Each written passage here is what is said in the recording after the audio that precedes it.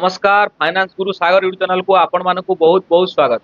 बंधुगण आज आम कथा आईपीओ विषय तो पूरा ऑल इंडिया रे बर्तमान आईपीओ को लेकिन चर्चा चली तो बहुत सारा लोग कहते कि आलोचना चली सबुआड़े कि आईपीओ रे आम टंका लगेलु आम पैसा 7 दिन डबल होगा कि आमको अल्प दिन मध्य 200-300% रिटर्न मिलगला। तो ये कथार केते सत्यता रही आउ गोटे कंपनी जेकोसी प्राइवेट लिमिटेड कंपनी तार आईपीओ कहीं नहीं आसे आउ एथुरु आपण माने केमिति बेनिफिट नहीं पारिबे आपणकर लाभ कौन रही आउ लॉस कौन रही से सब विषय आज कथा बा पूरा देशी ओडिया भाषा में आपण मानक आज बुझेदेवी।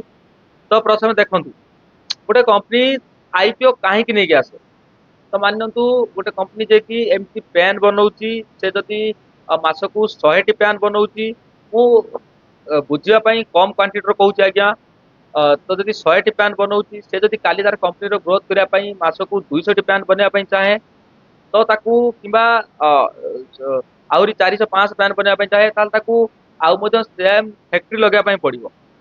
तो से जो अधिक फैक्ट्री लगाई लिक्विडिटी आवश्यक रही फंड आवश्यक रही से फंड टा कौटू आण पाखे मुख्यतः कंपनी पाखे दुईटी रास्ता थाए गोटे हूँ से चाहिए बैंक रु बिजनेस लोन नहीं पार आ द्वितीय हूँ पब्लिक पाखु पैसा नहीं पार। देखो जब बैंक को जाऊँगी लोन आने बिजनेस लोन तो 14-15% इंटरेस्ट रे मिल काली जब कंपनी 100 कोटी भी लोन आणुची तो 14-15 कोटी टका केवल इंटरेस्ट पड़ेगा आ जब कंपनी काली कौन लॉस है नुकसान है बैंक वाला तो लोन छाड़े तो कंपनी को आसेट बिकिकी ही लोन दवाई पड़ो। किंतु जदि से कंपनी पब्लिक पाखु पैसा नौ आईपीओ जरिया तार केते रिस्क कमे देखो प्रथम तो कौन इंटरेस्ट दबार ना कंपनी किसी सेयार दे लोक मान पैसा आणला काली जदि कंपनी ग्रोथ है तो लोक मान टंका भी ग्रोथ है काली जदि कंपनी लॉस है तो लोक मान टंका भी लॉस है। तो ये सब कंपनी मैंने ही चाहती कि सेमानकर केमिति आईपीओ आसी जाऊ। तो ये तो गला कंपनी मानकर बेनिफिट। तो ये देखा आम कहीं से कंपनी पैसा लगे गोटे साधारण लोक तो आमर कौन बेनिफिट रोच। तो देखो जदि काली यही कंपनी आपण मैंने जानती कि भल कंपनी यार पेन काली सारा इंडिया रे बिक्री हम ये बहुत आग को ग्रो कर आपण टंका ग्रो कर जो 100 टका इन्वेस्टमेंट करेंगे से 200 टका हो पैसा डबल हो। तो ये तो गला कि आम केमी आमर केमी बेनिफिट है कंपनी कौन बेनिफिट रही। तो ये देखा यार रूल कौन रही आम एक केमी आप्लाय कर ये केमी आसी थाए। देखो मानि नियंतु कंपनी 500 करोड़ टंका मार्केट रू मागिया आस लोक मान लवाक आस 1000 कोटी 500 कोटी मानि नियंतु 1000 कोटी टका नवाक आस तो से 1000 कोटी टंका नापी सेयार दवाई पड़ो लोक मान। तो मानि नियंतु ता पाखरे मोट लक्षे सेयार अच्छी तो प्रति सेयार भैल्यू 100 टका रही तो डायरेक्ट कौन लोक मैंने लक्षे सेयार किनीपारे ना तो सबू सेयार लोक मान ना तादू 50% सेयार क्यूबीआई मानक रहा। तो ये क्यूबीआई कौन मुझे को कहीदे देखु जो मैंने रही आमर क्यूआईबी से मैंने हूँ तार फुल फॉर्म हूँ क्वालिफाइड इंटरनेशनल बयर। तो एमाने किए देखो कौन बड़ बड़ इंश्योरेंस कंपनी होगा कि कौन बैंक रे आप एफडी कर तो से पैसा को नहीं कौट लगा तो से एमती कंपनी मानकर आईपीओ किनी तो से प्रॉफिट बुक कर तो एम 50% मतलब अलग साइड कर रखी दिया। तो बाकी जो 50,000 सेयार रहा बाकी 50% सेयार रहा कौन साधारण लोक किनीपारे ना तादू 15% जो मैंने रही बड़ बड़ इन्वेस्टर मानू जो मैंने बड़ बड़ इन्वेस्टर हो कोटी कोटी टका धरी बसती तो से 15% अलग रिजर्वेशन से 20 लाख पर्यंत इन्वेस्टमेंट करेंगे 20 लाख रु अधिक। तो बाकी रही 35% ही साधारण लोक तुम आम भली साधारण लोक ही इन्वेस्टमेंट करेंगे सेयार किनीपारे जो मानकर छोट मोट अमाउंट 2 लाख पर्यंत ही किनीपारे। तो ये देखा कौन से जो बाकी 35% आम गोटे सेयार कि 2-3टी सेयार नहीं पार ना कंपनी नियम करता है कि लॉट रे सेयार किनिया पड़ो मतलब गछारे आपको सेयार किनिया कई कंपनी 140टी सेयार को नहीं गोटे गछा बनई था किए 50टी सेयार को नहीं गोटे गछा बनई था मानि नियंतु 140टी सेयार को नहीं गछा बनाई प्रति सेयार भैल्यू 100 टका तो आपन को 14,000 टका दवाई पड़ो मिनिमम इन्वेस्टमेंट करने 140टी सेयार आपको नापी पड़ो गोटे लट लेना। ଆପଣ ତା ଦେହରୁ କମ୍ ସେୟାର ନେଇପାରିବେନି ଆଜ୍ଞା। ତ କଣ ଆମେ ଚାହିଁଲେ ଆଇପିଓ ରୁ ସେୟାର ଆମକୁ ଶୀଘ୍ର ମିଳିଯିବ ବା ଆମେ ଆପ୍ଲାଏ କଲେ ମଧ୍ୟ ଆପଣ ଜଲ୍ଦି ଆମମାନଙ୍କୁ ମିଳିଯିବ, ତାହା ମଧ୍ୟ ଗ୍ୟାରେଣ୍ଟି ନାହିଁ ଆଜ୍ଞା। ତ ମାନି ନିଅନ୍ତୁ ଯୋଉ ବାକି ରହିଥିଲା 35% ସାଧାରଣ ଲୋକମାନଙ୍କ ପାଇଁ, ତ ସେ 35% ମାନି ନିଅନ୍ତୁ 35ଟି ସେୟାର ବାକି ଅଛି ଆଉ 500 ଲୋକ ଆପ୍ଲାଏ କରିଦେଲେ, ତ କାହାକୁ ସେୟାର ମିଳିବ? ତ ବହୁତ ସାରା ଲୋକ ଭାବନ୍ତି କି ଯୋଉମାନେ ପ୍ରଥମେ ଆପ୍ଲାଏ କରିଥିବେ ସେମାନଙ୍କୁ ମିଳିବ। ନାଇଁ, ଏହା ମଧ୍ୟ ସମ୍ପୂର୍ଣ୍ଣ ଭୁଲ। ତ ଇଏ ପୁରା ଲଟରୀ ବେସିକ ରେ ହେଇଥାଏ। ତ ଇଏ କମ୍ପ୍ୟୁଟର ଲଟେରୀ ବେସିକ ରେ ହିଁ ଏମାନଙ୍କୁ ଚୁଜ୍ କରିଥାଏ କି କାହାକୁ ସେୟାର ମିଳିବ କାହାକୁ ସେୟାର ନ ମିଳିବ। ଇଏ ପୁରା ଲଟେରୀ ବେସିକ ରହିଥାଏ। କିଏ ଆଗେ କଲା କିଏ ପଛେ କଲା ସେମିତି କିଛି ବି ନାହିଁ।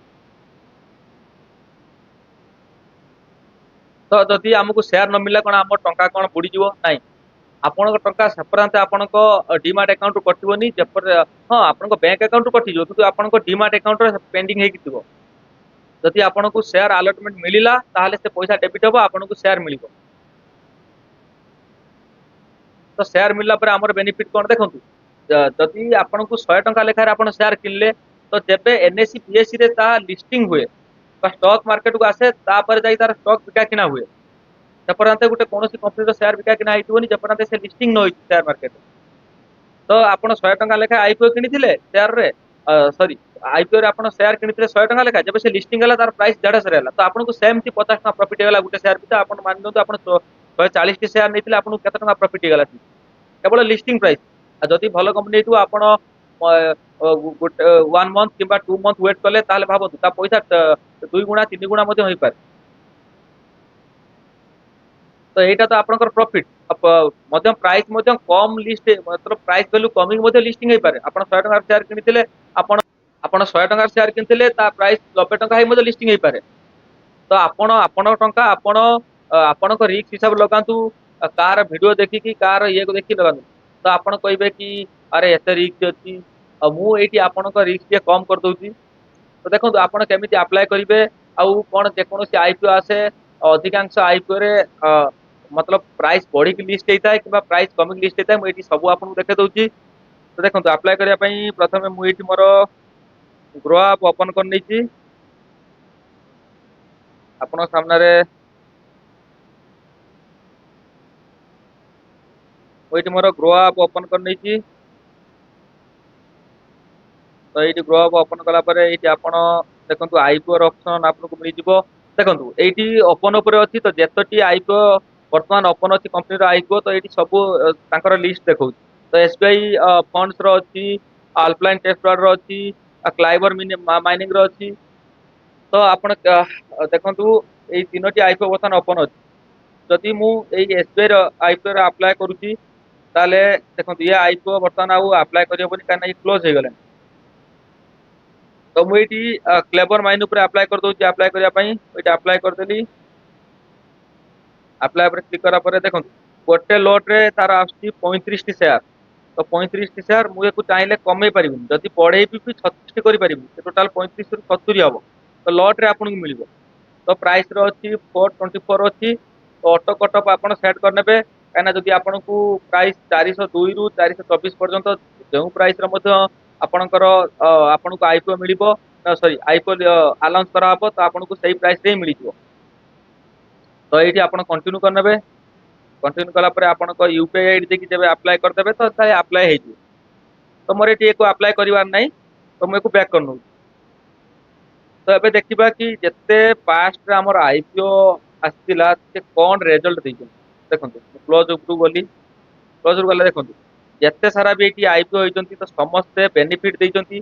ତ ହାତ ଗଣତି ଦେଖନ୍ତୁ, ମାନି ନିଅନ୍ତୁ 10 ରୁ 3ଟି ମଧ୍ୟ ଏଇଠି ପୁରା ଲିଷ୍ଟରେ 3ଟି ଆଇପିଓ ଏମିତି କି ତାଙ୍କର ଲସ୍ ରେ ଲିଷ୍ଟିଂ ହେଇଥିଲା।